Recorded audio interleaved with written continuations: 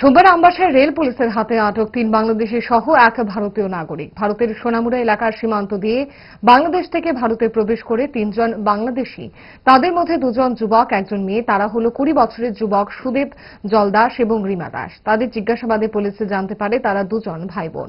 তাদের বাড়ি নোয়াখালী জেলার রাজারহুলা গ্রামে। অপর আরেকজন সঞ্জীব দাস, তার বাড়ি চট্টগ্রাম জেলার বাউরিয়া গ্রামে। তারা সড়ক পথে আমবাসা রেল স্টেশনে আসে। তাদের সহযোগী বিকাশ দাস, তার বাড়ি কলকাতার দক্ষিণ 24 পরগনা জেলার কালীমায়র গ্রামে। জানা যায়, কাঞ্চনজঙ্ঘা এক্সপ্রেস রেল ধরতে সময়মতো পৌঁছাতে না পেরে আমবাসা রেল স্টেশনে অপর রেলের অপেক্ষা করতে থাকে। তখন আমবাসা রেল পুলিশ তাদের গতিবিধি দেখে সন্দেহ হয়। তখন পুলিশ তাদের জিজ্ঞাসাবাদ করে কথাবার্তায় অসংলগ্নতা পায়। 4 জনকে আটক করে আমবাসা থানায় নিয়ে আসা হয়। সেখানে রাজ্য এবং কেন্দ্রীয় গোয়েন্দা সংস্থা সহ পুলিশের জিজ্ঞাসাবাদ শুরু করেছে। সকাল 11টার দিকে শিলচর ট্রেনের আগে আমবাসা রেল স্টেশনে ডিউটি ছিলাম। ওই সময়ে সন্দেহজনক 3 জন পুরুষ, একজন মহিলা।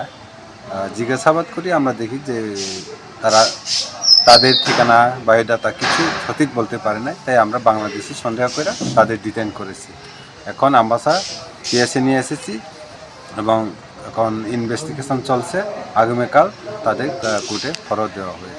এই 3 জনের মধ্যে একজন মহিলা সহ এই বাংলাদেশি, একজন কলকাতার অ্যাড্রেসে পাওয়া গেছে। নামটি স্যার? নাম হলো সজীব দাস বাংলাদেশের, সুদীপ চন্দ্র জল দাস বাংলাদেশি, বিকাশ দাস ইন্ডিয়ান, কলকাতার।